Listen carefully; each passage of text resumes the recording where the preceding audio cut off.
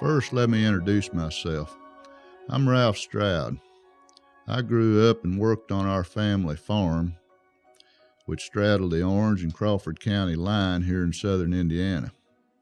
I feel like our farm and the life I lived on the farm was pretty typical of life on the family farm in rural America, especially southern Indiana and Crawford County during the 40s and 50s. As I drive around our county and our neighboring counties these days, it's evident that the way of life that existed here in the 40s and 50s is about gone. What I'm attempting to do is produce a series of articles featuring many aspects of a way of life on the family farm that has vanished, and hope to stir some nostalgia in some folks and maybe provide some educational interest in some of our younger folks.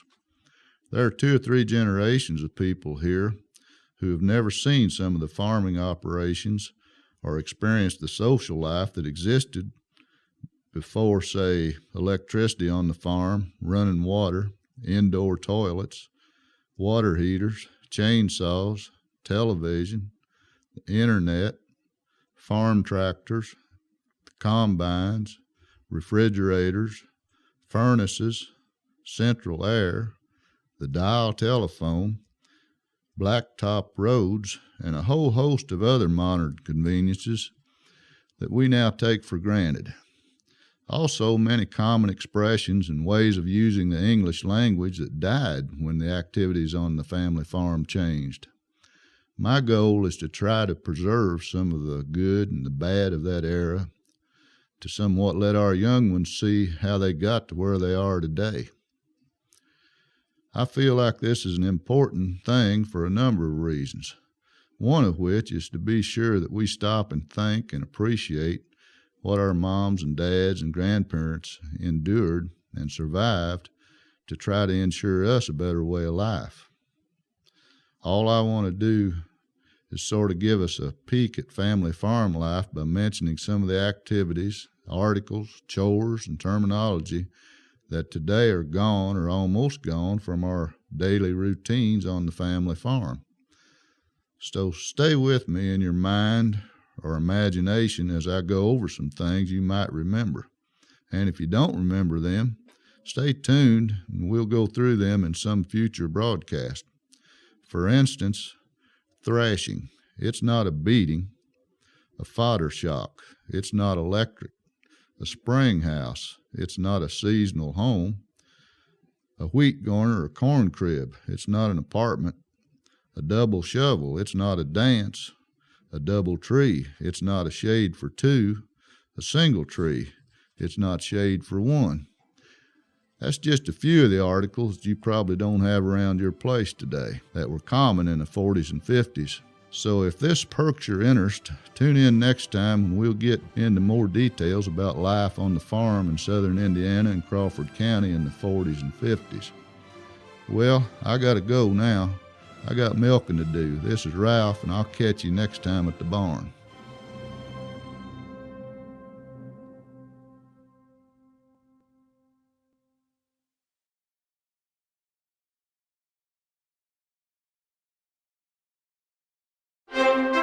Hi, friends. This is Ralph again. Something happened at our house this past Sunday that made me think of some of our Sundays at our family farm out in Southeast Township back in the 40s and 50s. We had some unexpected company on Sunday afternoon, and as it started to get up towards mealtime, my wife wanted to fix a meal for our guests. So she asked me to go down to the basement in the freezer and get a couple of boxes of chicken breasts and a package of chicken fingers. And as I was rummaging through the freezer, I got to thinking about how we went about having a chicken dinner about 50 years ago on the farm. And I'm sure most of you who are old enough will identify with the experience. Well, preparation for the chicken dinner always started the night before, after dark, and after the chickens had climbed up on the sassafras poles which had been nailed up in the chicken house to give the chickens a nice comfortable place to roost. Now, one of the things that my dad would do occasionally, even if we didn't have a chicken dinner planned, he'd take a look in the chicken house to see where the different age and different sized chickens were roosting, 'cause you see, chickens have what he always called a pecking order. That meant that every chicken ate at the same location at the feed trough every day, and that the same chicken roosted on the same sassafras roost every night. So when he would go into the chicken house to actually catch chickens for a meal, he already knew where the young roosters would be on the roost, so we could have good young fryers. And if Mom had ordered a good fat hen for chicken and dumplings, he could go right to her, even in the dark. He didn't want to catch the young pullets with a lot of egg-laying months left ahead of them, because the eggs were a money crop. A person could slip right into the chicken house where the chickens were lined up on the roost wing to wing and put a hand over a chicken's eyes and silently take as many as you needed from the roost, and the other chickens would go right on sleeping. It was even suspected that now and then someone who was a little short of chickens at home would sometimes help themselves to a chicken dinner out of someone else's chicken house, and if it was for a good cause, even if they were spotted, it generally was overlooked unless it became a habit. But let me get back to our Sunday chicken dinner. After we caught ever how many chickens we would need for the next day, it was our habit to store them underneath our old galvanized wash tub till morning. Just turn the tub upside down, put a weight on it, stick of wood or something, and then early in the morning us kids would carry water from the spring, fill up the old iron kettle. Mom would build a fire and bring the water to a boil. Then when the water was boiling, the chickens were taken from under the tubs and killed either by chopping their heads off or, as Dad preferred, wringing their necks, where he would simply hold the chicken's head in his hand and spin the chicken's body until the head came off. Either way, it was an eerie sight to see those chickens running and flopping around the yard without a head. Now, the chickens were dipped into the boiling water until the feathers became easy to pick, after which they were cleaned up and cut up and fried or baked to become Sunday dinner. So the next time you have a scrumptious chicken dinner, think about all that your fathers or mothers or grandparents had to know or do in order to enjoy that same dinner. Well, this is Ralph. I gotta go. I got milking to do. I'll catch you next time at the barn.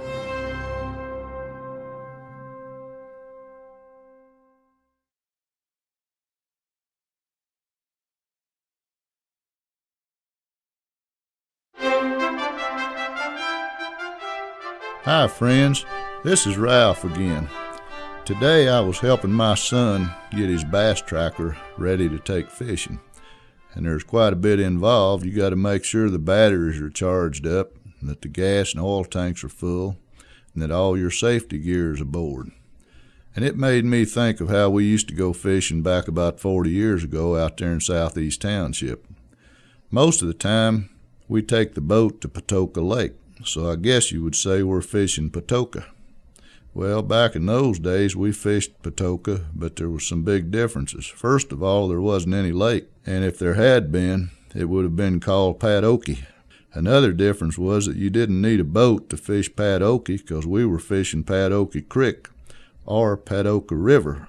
What we would do is get a couple or three fishing poles, usually bamboo cane poles, or maybe even some sassafras saplings, and tie our fishing lines on the end of them. Go to the barn or over around the spring house and turn over rocks and old boards or just anything that a redworm might hide under, and pick up as many of them as we could find. You could take a pitchfork and turn over an old dried-up cow patty, soon fill up an old pork and bean can with those nice plump redworms. Now, where we fished Patoka Creek was around the Valine area, so if you ran low on bait, you didn't go to a bait shop to replenish your supply.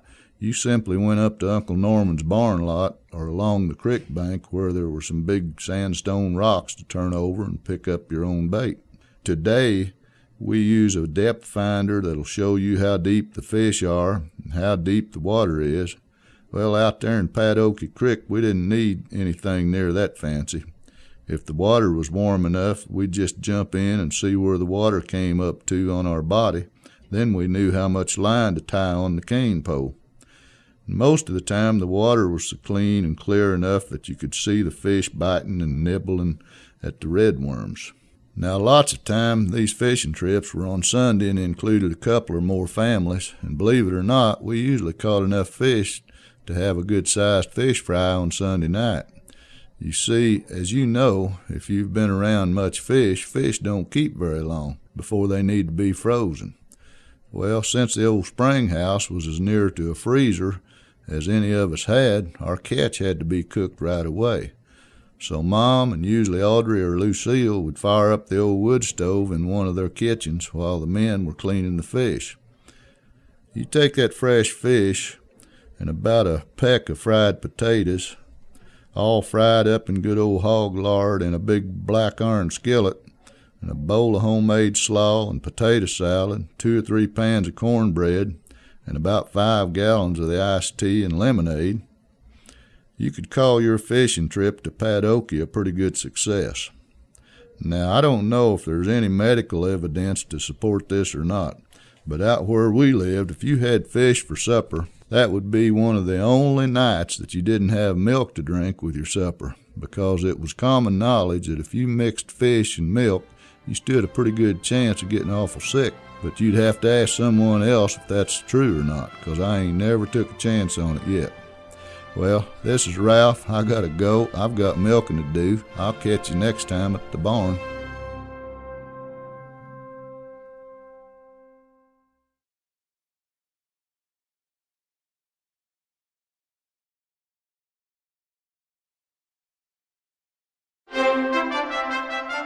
Hello folks, this is Ralph again. Today I was at the River City Mall in Clarksville, and while I was there I dropped by the theaters on the second floor to see if there were any movies showing that I might be interested in seeing. I think out of all 12 theaters being operated today, there were only 2 that were not rated R or worse. So that meant that my little granddaughter who was with me couldn't get into the show. But the big thing that struck me were the prices. They wanted for admission to the show and what it would cost to get some popcorn and a soda pop. This reminded me of the movies we got to see in Valene. Now this was a pretty big night back during the summers of '48 through about 1952 or '53.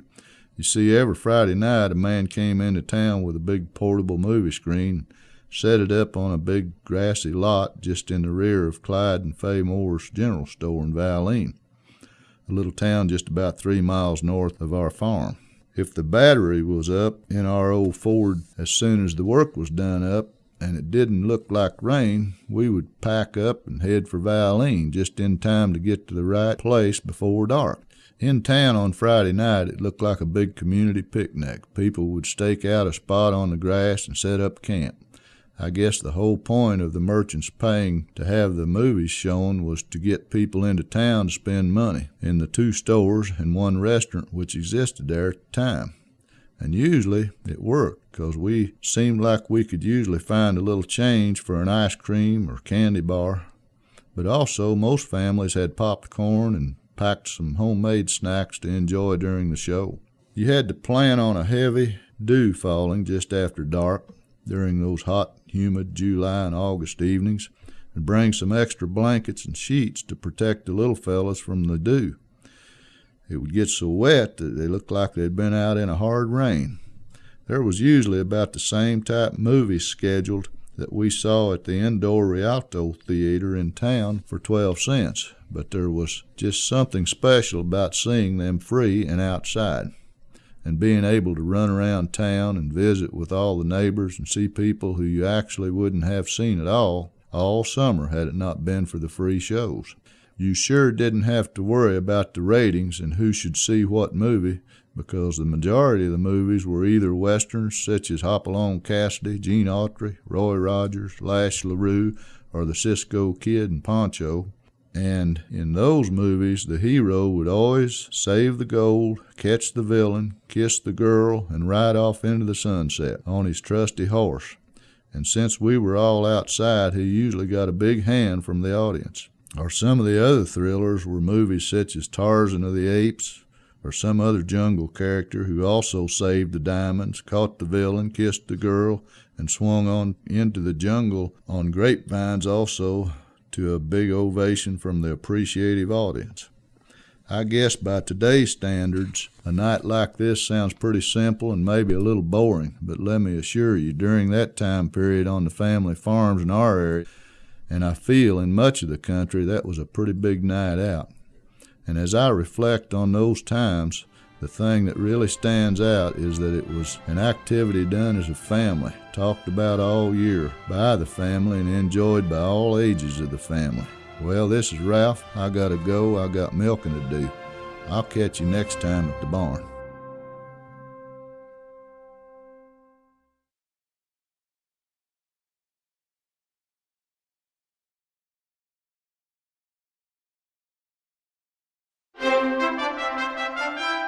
Hi, friends. This is Ralph again. I don't know if I have mentioned this before, but one of my undertakings these days is showing and selling real estate.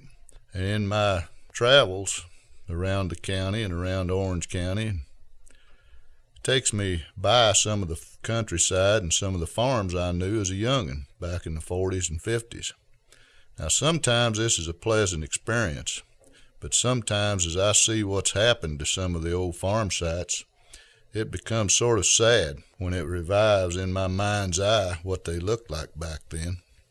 Just this past week, while I was chauffeuring some potential real estate clients from Louisville out through Southeast Township, I had the fortune, or maybe the misfortune, to drive past one of the farms that sort of reflects all the changes that have taken place over the past 40 or 50 years around here.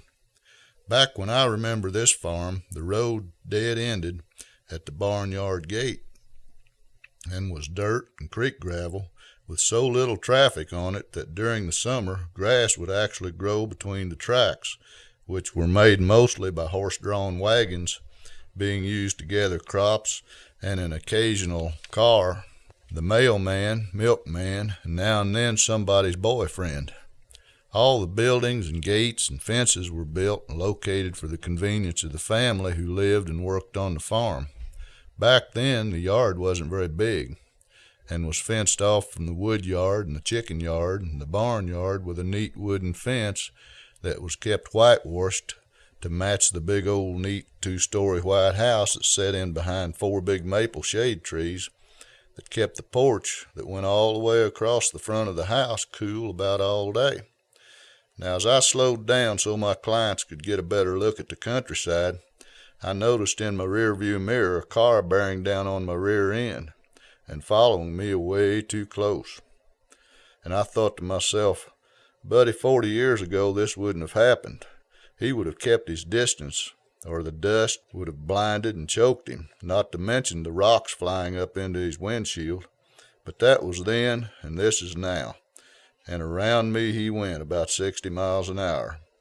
In the early 50s, I used to put up hay for 35 cents an hour on this particular farm, and as a young boy, I always considered it kind of out of the way and maybe even a boring place to live. But I guess there's a thin line between peaceful and boring, because as I look back now on that farm, I can remember those long, quiet days of summer there and the peaceful, long lunches we had under those big shade trees, and it don't come across my memory now as being boring, but more peaceful. And as I drove through what used to be Elmer's barn lot on a wide blacktop road with a speed limit sign of 40 miles an hour, with the barn on one side of the house, with a concrete driveway where the shade trees used to be, and on up the hill past 4 mobile homes and 5 or 6 junk cars in what used to be the hay field where we hauled the hay from, my real estate clients were commenting on what a narrow little road we were on and wondering if the road was good enough to take care of all the equipment and traffic their moving there would generate. There were a couple things on my mind as I assured them that they would get used to the road. One was, hey people, you just don't know what was. And the other was, hey, I'm glad Elmer don't know what is. Well, this is Ralph. I've got to go. I've got milking to do. I'll catch you next time at the barn.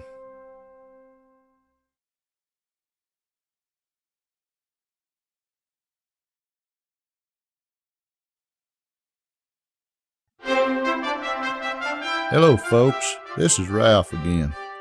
This morning I ran into a friend of mine who is a bread delivery man. His job is to drive the bread truck over a designated route, which includes almost all the stores and restaurants in the county, and keep them supplied for their customers. After he went on his way, I started thinking about another kind of bread man that used to run a route in our neighborhood back during the early 50s when I was a kid on our family farm here in southern Indiana. He was the Donaldson man. At least that was what we called him out there in Southeast Township. And every Monday, Wednesday, and Friday he would come flying down that old dusty gravel road. You could see his dust coming for miles before he slid into our driveway with that good fresh light bread, which had been baked that very morning in Louisville, Kentucky.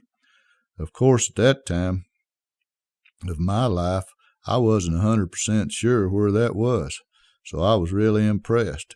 His truck even had Kentucky license plates, so in my mind we were really becoming nationally connected to the rest of the world.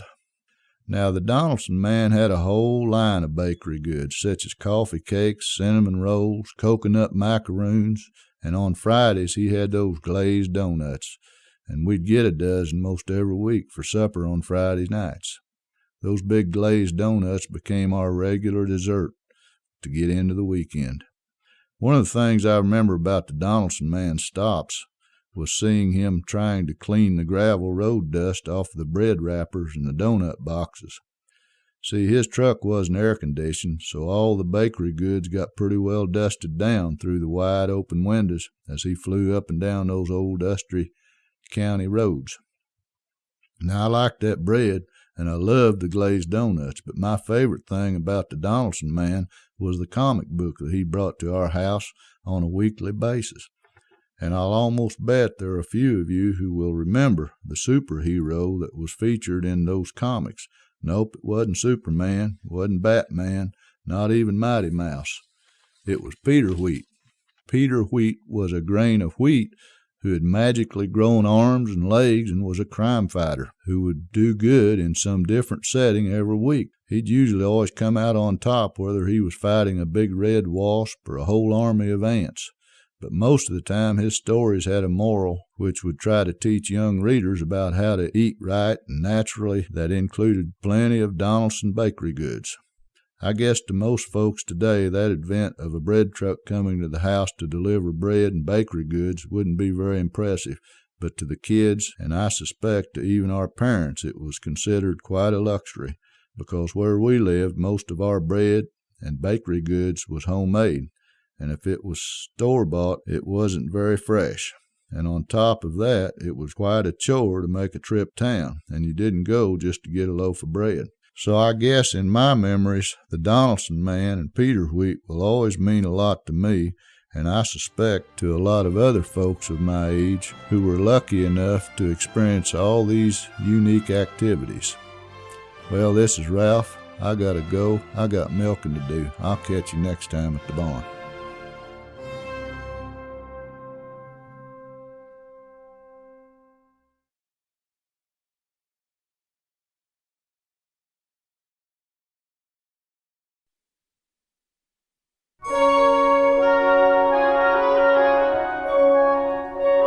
Hi, friends. This is Ralph again. It's Saturday morning, and it's got me to thinking about Saturdays on our farm in the 40s and 50s.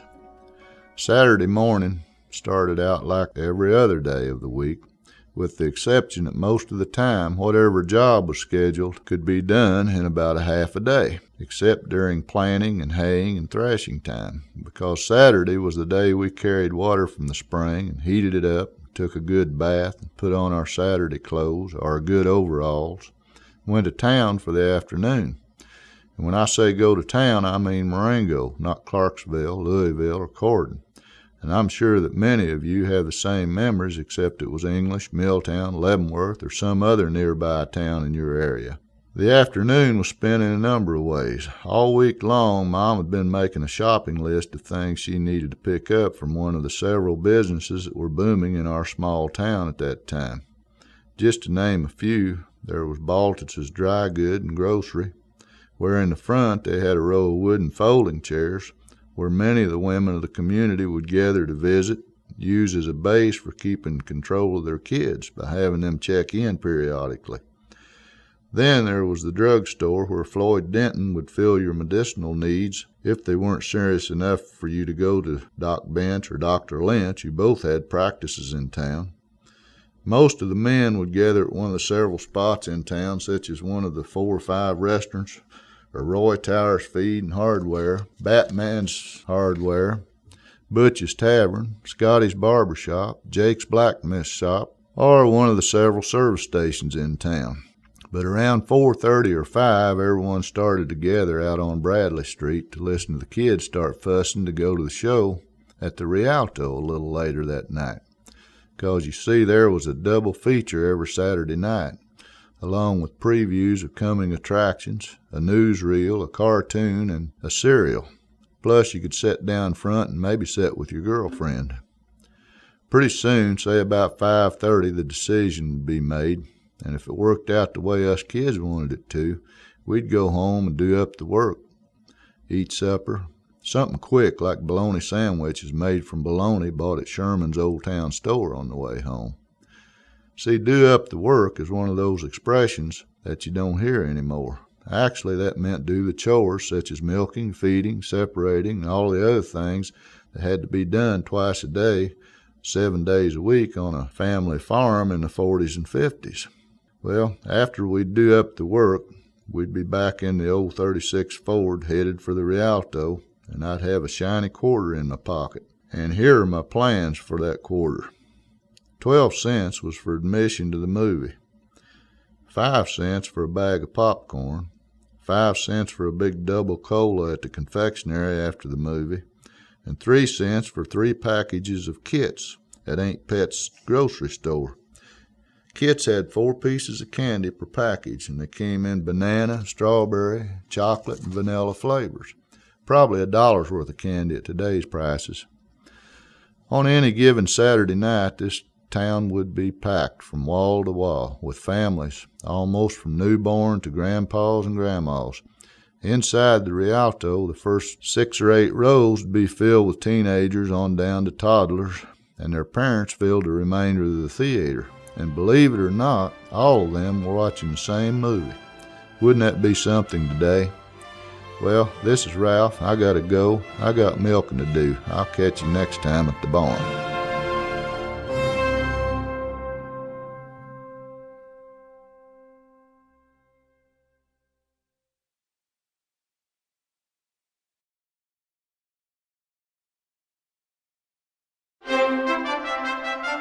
Hello, folks. This is Ralph again.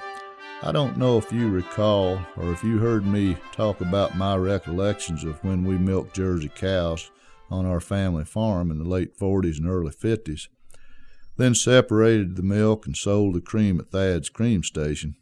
Well, I was also around to see that operation become obsolete on our farm.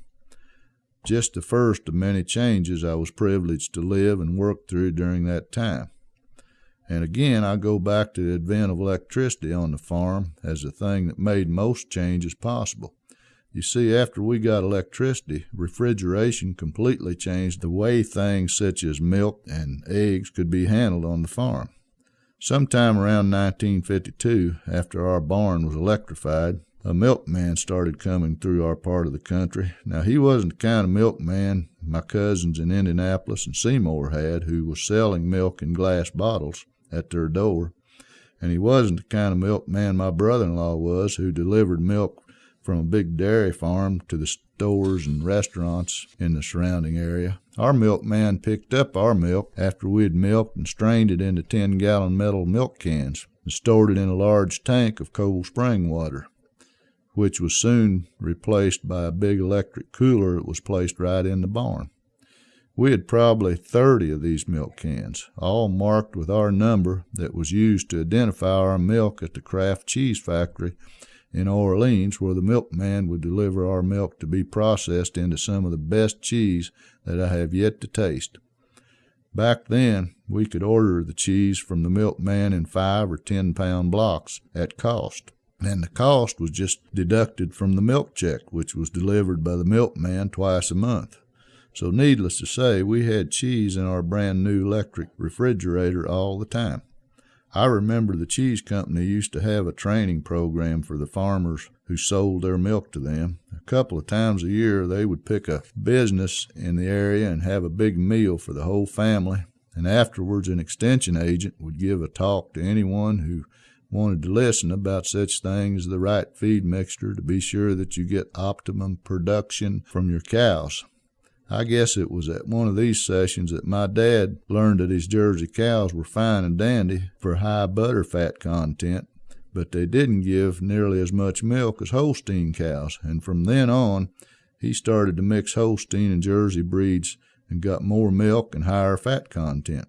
So you see, even back there in the country that long ago, education was very important, even though it was very informal and enjoyable. Also, something else changed that made a big impact on our daily chores with the advent of electricity. One day a salesman came to the farm selling electric milking machines. Now, Mom and Dad were not the type of people who were easy to sell to, but they knew a good thing when they saw it. So the next thing I knew, there was a big orange sign on our barn lot gate that said Surge, and my Mom and Dad and the kids and the cows were learning to milk with electric surge milkers. And just to think, at one time, I thought the separator was magic.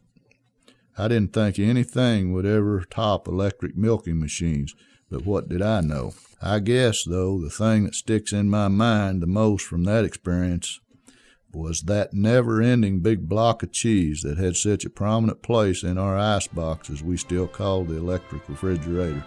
And my mom saying to someone, usually my sister Liz, someone needs to slice the cheese for supper.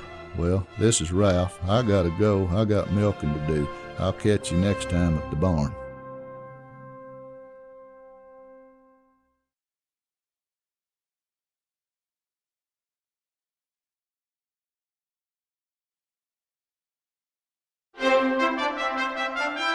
Hi, friends. This is Ralph again. This winter, as I have off and on for the last 35 or so years, I coached or helped coach an elementary basketball team. Well, guess what? One cold, rainy night when we'd finished practice and I was just sitting on the bleachers regaining some of my strength and waiting and watching as the parents came in to pick up their kids, I got to thinking about back in the 50s when I lived out there in Orange County. But because the township trustees had worked out some kind of a deal between the Orange County and Crawford County school systems, myself and many of the kids in Southeast Township were assigned to Marengo to school, which suited us fine since we live 15 miles as a school bus runs from Paoli and about 3.5 miles from Marengo. Anyway, that made it possible for me to play basketball at Marengo, which I could not have done at Paoli because of the distance involved. What this brings to mind is all the different ways we had to devise to get home from practice. There were boys from 3 or 4 families out our way, and on most nights after practice you could see us walking out the road in a group of 6 or 8 kids. And sometimes it was not the most comfortable weather to be out in. But if our parents happened to be busy, which most of the time they were, because practice was usually over about the same time that the work had to be done up on the farm, we would just start walking, hoping to get a ride. And I'll tell you what, in those days there just wasn't any traffic out our way. So most days we would walk all the way home. Now as we went along towards home, first the Sprinkle boys would say so long and leave us. Then as we got about a mile further out the road, everyone except Bob Crandall and myself would go on out Oak Grove Road, but me and Bob had to take a right turn down into the holler. Now most nights, by the time we got out that far, it was getting pretty dark, and by the time the crowd had dwindled down to just me and Bob, it was also pretty quiet. You see, I guess neither of us were in any too brave as we went down through the woods that fronted that old gravel road on both sides before it broke out into the big bottom. I remember that quite a few nights as we went over the hill, we would feel the need to break into a run for short spurts. One dark night, just about 50 feet from the main road, Bob reached over and grabbed my shirt and whispered, "Listen." And as we walked, we heard something following just off the road in the brush. Whatever it was keeping perfect pace with us. So we stopped, and it did too. So we ran, and it did too. And every time we walked, ran, or stopped, it did too. Well, the next day we discussed it, but couldn't come up with any clue as to what was stalking us. This went on for several nights, enough, in fact, that we were about to give up our basketball careers. Finally, after quite a few nights of running the last mile home, we mentioned our problem to Bob's dad. He told us that stalking was the nature of a fox and that they were harmless. But I'll always remember the look on Bob's face the next time we heard it, and he looked over at me in the dim moonlight and said, just before we broke into a dead run, "That's a fox, ain't it?" Well, this is Ralph. I gotta go. I've got milking to do. I'll catch you next time at the barn.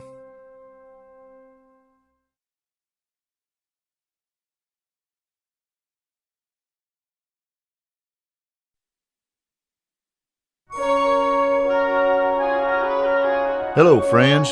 This is Ralph again. Today I ran into one of my old high school buddies. We got to talking about our hobbies. He said he collected Coca-Cola memorabilia and asked me if I had any hobbies and if I collected anything. Now, I know there are a lot of people who collect a lot of odd items, such as ballpoint pens, old bottles, old dishes, and a lot of other interesting things. But I guess the only things I can think of that I sort of collect are pictures of old barns. This sort of started accidentally back a few years ago when my son took up photography as one of his hobbies.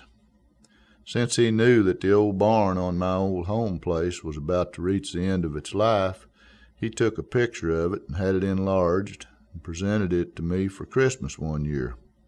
Well, I framed it and hung it up in my family room, not realizing what I was starting. Because you see, every time I glance at that picture, it brings back a different recollection of some event that took place in that old barn. You see, back then, in the 40s and 50s, we probably spent as much or more time in the barn as we did in the house. As I've said before, there was not only all the different chores like milking, feeding, cleaning, out the stables, and harnessing, brushing, and currying the horses that kept you in the barn for a large portion of each day, but there was also the time spent putting up hay and repairing all the things that a 1,500-pound cow or horse could break. But sometimes the old barn was used for a place to play. Why, our barn loft even became our basketball court. As the hay was fed out of the barn loft, there was a space left with a good wooden floor and a ceiling just about as high as the old one in the old Redmond gym where the school played their basketball games. And especially with the advent of electricity, it was a place where probably from the time I first put up that first basketball goal until my younger brothers moved from the farm, hundreds of kids played ball and dreamed of being superstars. It was also a good place for such games as hide and seek, cowboys and Indians. Hey, we used to attack those North Koreans, Germans, and Japanese, force them to surrender on a daily basis right there in Southeast Township. And although the odors of the barn were not always pleasant, if you ever smelled a barn loft full of fresh alfalfa and grass hay, you'll never forget it. By now, my picture collection has grown to probably 45 or pictures of old barns of all types. As I drive by one of these old barns, I don't just see an old weather-beaten barn with a rusty roof. I can actually see how it must have looked 50 years ago and picture all the activities and work that surely took place within its walls. Heck, I can almost smell the barn, although most of the ones I take pictures of have been empty for decades. But mostly I can feel the pride, pleasures, and disappointments that I'm sure were felt by those farm families which worked and lived there long ago. I think each one of these old barns assumes its own personality. Well, this is Ralph. I gotta go. I got milking to do. I'll catch you next time at the barn.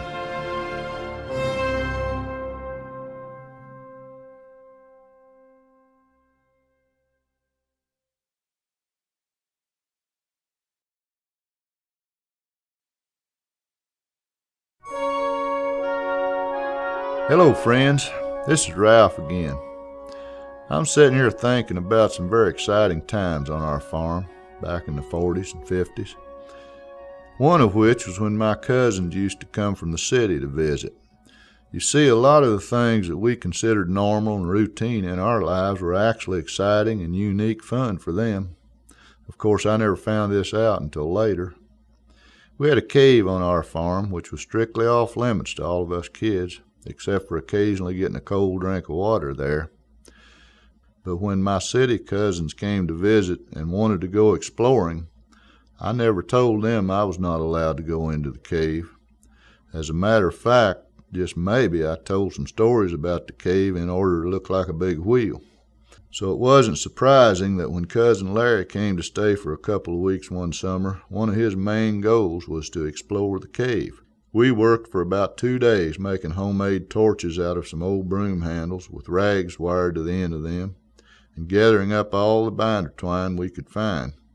Now keep in mind, this all had to be done in secret, but I had to make it look like it was something that I did all the time, so I wouldn't tip off my cousin that I had no clue as to what I was doing. Well, one Wednesday when Mom and Dad went to take the cream to the cream station, Larry and I begged out of going, because you see, I had decided this would be the perfect time to show Larry that I was a professional at cave exploring.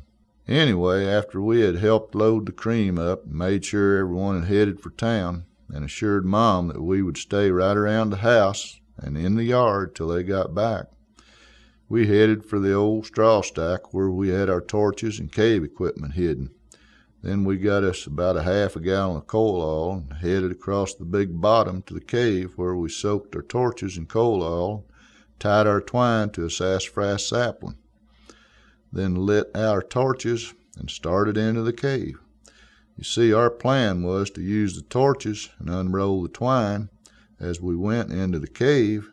This way we could follow the twine out of the cave if the torches went out or some other problem came up. Pretty good plan, don't you think? Well, it could have been, but here's what happened. I had never been any further into the cave than down to the water, where we always got our good cold drinks. And I didn't know that just around the first turn the water was knee-deep, and there was so much moisture on the ceiling that a homemade torch was doomed after a short time. I also didn't know that there were 3 or 4 different directions you could go after about 100 feet into the cave. But keep in mind, I'm acting like I'm an old hand at this. Well, the first thing that happened was that I stepped into a hole about 3 feet deep and dropped the ball of twine into the water. The current moved it, and we couldn't find it. But not to fear, we still had our torches. So we continued on for a little further, and as the torches were starting to get a little dimmer, we decided to turn around. We were doing good, really having fun, so much so that we lost track of time. To make a long story short, after making about 3 different wrong turns, and with the torches down to a flicker, we were lost. Luckily, we did see the light of day, what was left of it, because as we came out, we realized it was almost dark. By this time, Mom and Dad had been back from town for about 2 hours and had already started a search for us and had yelled their voices hoarse. Needless to say, that pretty much ended my career as a cave guide, but I was still a hero to my city cousin. I've got several other experiences to share about visits by our city cousins when I have more time.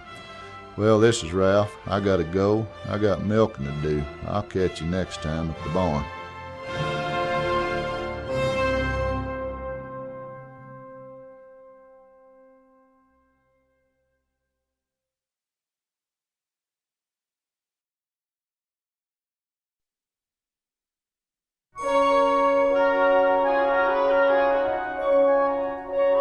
Hello, friends.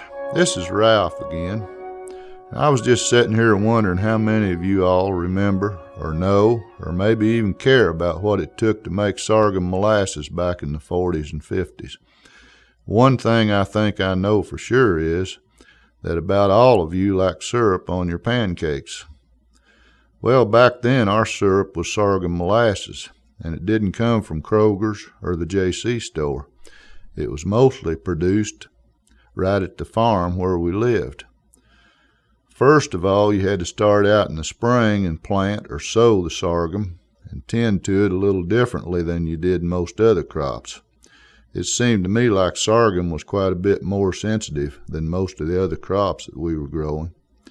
We usually only put out about a half acre of sorghum cane, and we would sow it real thick, and after it came up, it had to be thinned out, leaving a stalk about every 6 inches. Then I remember it taking almost constant hoeing and tending to.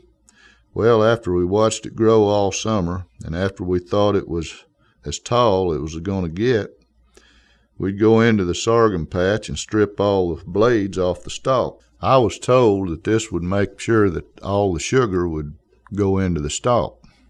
After this was done, up into the fall, we'd cut the sorghum and shock it much the same way we did our corn. But instead of letting it dry out, while it was still green, we would haul it up to Thad Crandall's sorghum mill about 1.5 miles up the road. This was another operation that we'll never see again. First, let me give you a picture of what it looked like at the sorghum mill. There was a big press consisting of 2 huge steel wheels. One was stationary and the other was attached to a spring-loaded apparatus which was attached to a long pole with a mule hooked to it. As the mule walked in a circle, it turned the wheel and caused it to press against the stationary wheel. Now the sorghum stalks were fed into the space between the wheels, which pressed the juice out of the stalks into a trough, sort of like the gutter of a house.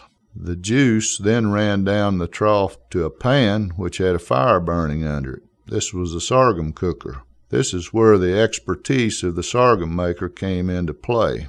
As the sorghum cooked, the sorghum maker continuously scraped the sorghum foam off the top and into a trough which ran it into a canning area where it was usually bottled into quart or 1/2 gallon jars. Now it was very important for the sorghum maker to know how long to leave the sorghum on the fire, because you could get sorghum or strong sorghum or really strong sorghum. I'll tell you what, if the sorghum was right, there wasn't nothing like opening up a sorghum jar on a cold December morning and spreading it on a hot biscuit out of the wood stove oven with some good old homemade butter. But there have been some days when the sorghum was so thick and strong that you could eat it like a popsicle.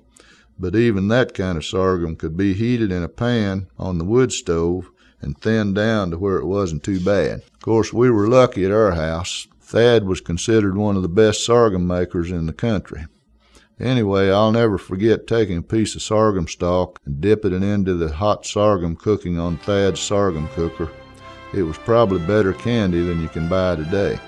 Well, this is Ralph. I gotta go. I got milking to do. I'll catch you next time at the barn.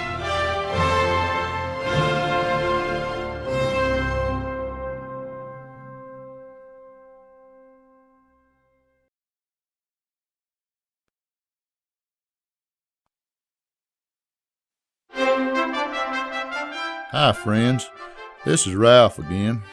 I just came in from cutting a load of firewood. Yep, I still use a wood stove to supplement my electric furnace. Well, anyway, as I was hauling my load of wood out of the woods, it reminded me of some of our wood cutting back on the farm in the 40s and 50s. Today I loaded my chainsaw and tools into my pickup truck and drove up on the hill to a treetop, cut it up with the chainsaw, loaded it into the truck, hauled it into the house, and stacked it on the patio. Sounds pretty strenuous, don't it? But let me tell you how we did it back then. Well, back then, most everyone had a wood yard, and the process for cutting wood went something like this.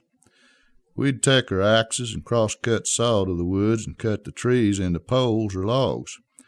Then we'd take the horses to the woods and drag the poles into the wood yard and yard them into piles. When we had a pretty good pile of poles or logs yarded up, we'd start putting the poles on the sawhorses and cutting them up into firewood lengths with the old cross-cut saw. And for you chainsaw users, I'll describe a cross-cut saw for you. A cross-cut saw is about 4 or 5 feet long with a handle sticking up on either end. and it is a two-man operation. One fella pulls the saw to hem through the wood, then lets the fellow on the other end pull the saw back through the wood, back and forth, until the saw is through the log, or you pass out, whichever comes first. Most of the time there'd be 2 or 3 guys splitting and stacking the wood while the sawing was going on, and everyone got their turn on the cross-cut saw. Now, about the time I was 11 or 12, and Dad had bought our old John Deere tractor, he took the tractor down to Harry Woods' garage, where he and a couple of other guys built a cut-off saw and bolted it to the front of the tractor. This consisted of a big circle saw and a table to lay the poles or logs on, as the saw pulled by a big wide belt on a pulley on the tractor, and on the saw mandrel replaced that old cross-cut saw. This was a dream come true. Of course, as time went on, we got a chainsaw to take the place of the cross-cut saw in the woods to help trim up the poles and logs to be dragged into the wood yard. Now, for as long as I was on the farm, which was into the late 50s, the wood yard continued to be a familiar sight at most every farm. Later on, as chainsaws replaced the old cut-off saws, wood cutting became almost a one-step operation, where the saw was taken to the tree, and when the wood left the woods, it was ready for the stove. Back then, the wood cutting was almost like the thrashing or shredding or privy moving. It was, as most everything in those days used to be, an excuse for a get-together or a doings, where all the kids got to visit, the ladies showed off their cooking skills, and a lot of work got done. Just as a lot of other things we call progress have changed life on the farm, the wood cutting is a thing of the past in most areas, although I know of a couple of families who have attempted to keep the wood cutting alive down in the Hogtown area. Well, this is Ralph. I gotta go. I got milking to do. I'll catch you next time at the barn.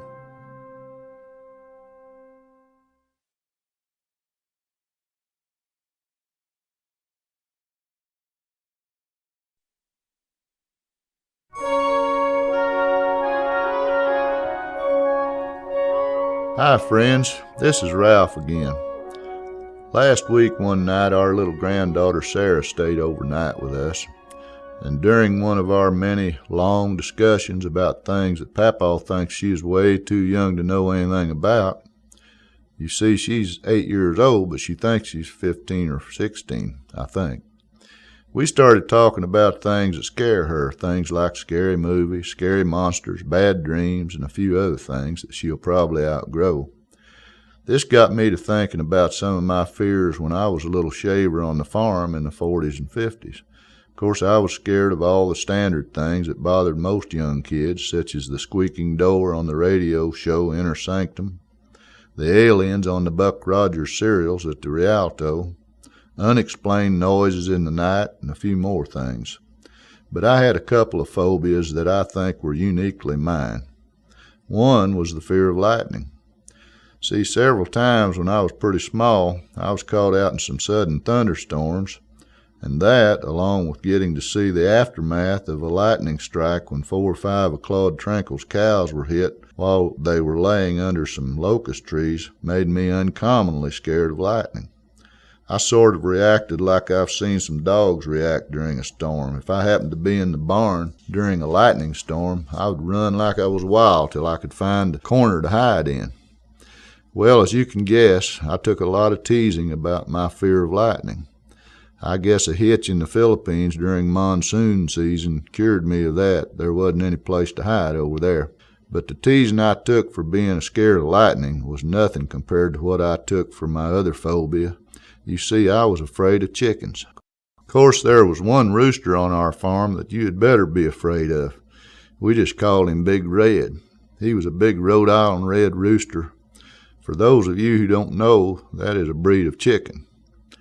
We always kept a bunch of Rhode Island red hens around the farm to supply us with eggs and frying chickens, cooking hens. They were a nice big chicken that produced big fryers and big brown eggs that really had a good taste. Well, anyway, we always kept 3 or 5 roosters for breeding purposes. Now we had a chicken house, But during the day, the chickens were given free range of the yard, barn lot, and the barn. Well, Big Red was the cock of the walk, so to speak.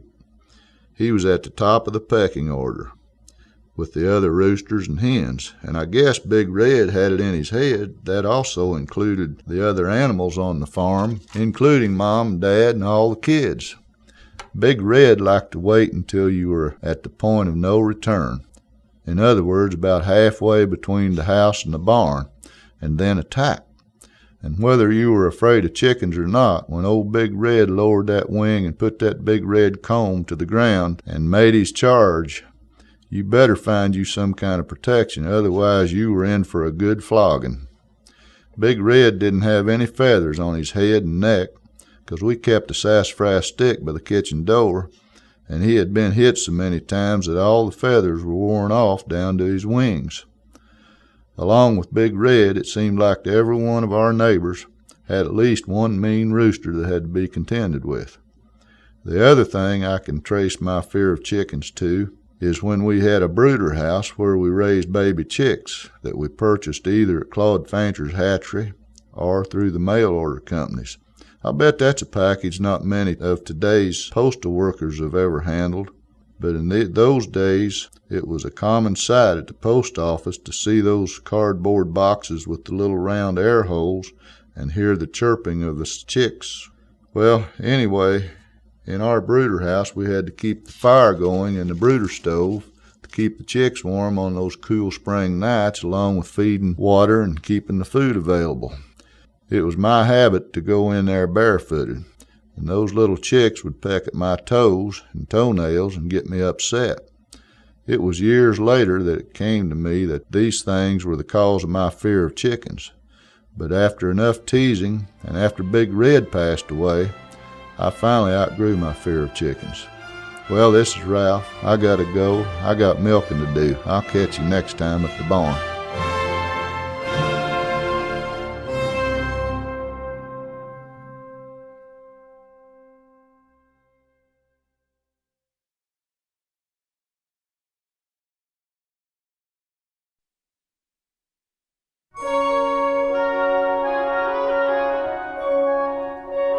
Hello friends, this is Ralph again. I'm sitting here by the stove and it's about 10 degrees outside.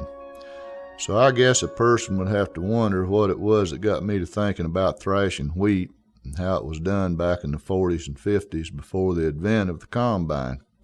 Actually, it was a picture on an old Farmer's Guide magazine I saw when I was cleaning out my file cabinet. It was a picture of a wheat field that had just been cut and shocked. And I started to try to remember the last time I saw a field like that. And the best I can remember, it was around 1958. Harvesting wheat then required two of the most high-tech machines found on the farm of the early 50s and late 40s in our part of the country. The first was a piece of equipment known as the binder. This machine consisted of a cutter bar, much like the one on a mowing machine. It was located at the front of a wide table or platform with a canvas conveyor about 4 foot wide. The cutting bar would cut the wheat. It would fall on the canvas conveyor belt, which would move it to a bundler, and the machine would wrap binder twine around the bundle. There, a set of mechanical fingers would tie the twine, creating a bundle of wheat, which was in turn kicked onto the set of long prongs at the rear of the machine called a bundle carrier, which was operated by a foot pedal by the operator of the binder. He would release the bundles to form a windrow across the field. While the binder was cutting the wheat, as many people as we could dig up would be shocking the bundles into shocks to be left standing in the field until thrashing day. The second machine was the thrashing machine. In our part of the country, Walter and Edgar Duke owned a thrashing machine and pulled it with an old turn-of-the-century Fordson steel-wheel tractor, probably one step away from a steam engine. The work crew for the thrashing was formed by all the farmers who had a crop to harvest. Everybody just traded labor, and only a few bundle pitchers were actually hired hands. The work crew it took to run a thrashing operation took about 6 bundle haulers, 6 or 8 bundle pitchers, 2 or 3 baggers, and most important of all, the thrashing machine operator. And this doesn't count the women and girls who spent every thrashing day in the kitchen fixing some of the best meals I've ever seen. Some of those tables would put a Ryan's buffet to shame. Of course, all the kids were always there, too.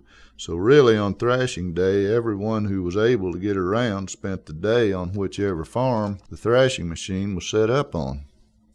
The day started as soon as the dew was gone from the wheat shocks. The wagons would head out to the fields and move from shock to shock with a bundle pitcher and a bundle stacker on each wagon. The pitcher used a 3-pronged pitchfork to throw the bundles up on the wagon to the stacker, who arranged the bundles on the wagon so they wouldn't slide off by turning the grain in toward the middle of the wagon, then stacking bundles in the middle to tie the load on up to about 10 or 12 foot high. Then the wheat was hauled to the thrashing machine, where by this time the operator had oiled and adjusted the machine, put the big belt on the old Fordson, and was ready to go. The bundle hauler would pull alongside the thrasher and start feeding the bundles into the mouth of the thrasher. And as the bundles went through the thrasher, the grain was separated from the straw and dropped into the grain bin, then bagged and hauled to the wheat garner. The straw was blown out a long stovepipe-looking affair, and would, by the time the crop was in, create a straw pile sometimes bigger than the barn. And if it didn't rain, or the thrasher didn't break down, or the old Fordson didn't overheat, this process would go on till dinner time. That's when everything shut down, and the horses were took to the water trough and fed the corn which had been brought from home that morning. That's also when the table was set for 8 or 10 men at a time. Especially the thrasher operator ate at the first table. This usually took 4 or 5 tables to get everyone fed. And that was also when the boys could flirt with the girls who were washing dishes and carrying food. All told, this was usually an hour and a half break at least.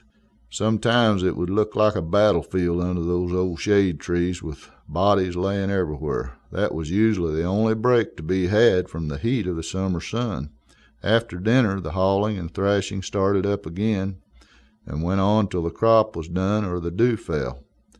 Thrashing took up about a month of the summer back then, and it was very hot, hard work, but it provides some of my best memories of the 40s and 50s on the farm. Well, this is Ralph. I gotta go. I got milking to do. I'll catch you next time at the barn.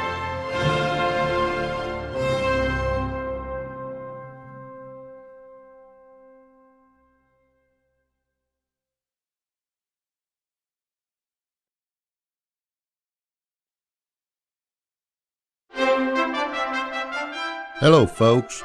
This is Ralph again, and today I got a call from one of my granddaughters telling me she wasn't feeling very good and could I come to school and pick her up and take her to the doctor. While I was waiting in the doctor's office for him to see her, I got to remembering what took place when one of us kids got the punies, as it was referred to back in the 40s and 50s, when I was growing up on our family farm in southern Indiana. Now, first off, you didn't complain right away when something hurt or you didn't feel it just exactly right. For you see, we didn't have a very ready access to a doctor except Dr. Bentz or Dr. Lynch in Marengo. And really, if you weren't giving birth or pretty much on your deathbed, they sort of expected you to take care of yourself. So first, you would wait a little bit to see if the problem might correct itself, because if it didn't, and you complained to Mom, you knew what the first home remedy consisted of. Now, if your problem had anything to do with a body part or organ from the neck down, the first thing that would be tried was a good old dose of castor oil. Castor oil was administered by spoon, and I think the biggest spoon available in the house at the time.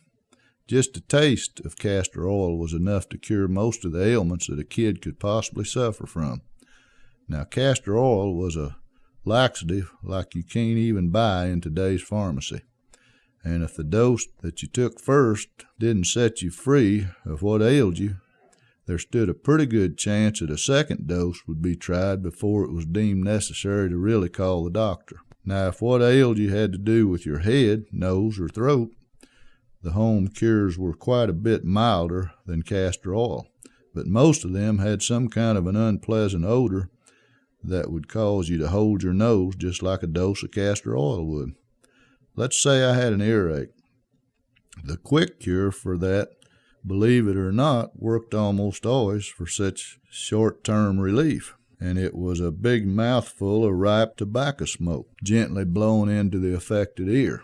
But if my head was stopped up or my nose was running, I could count on going to bed with a nose full of Vicks salve, with Vicks salve spread on a hot towel and placed on my chest.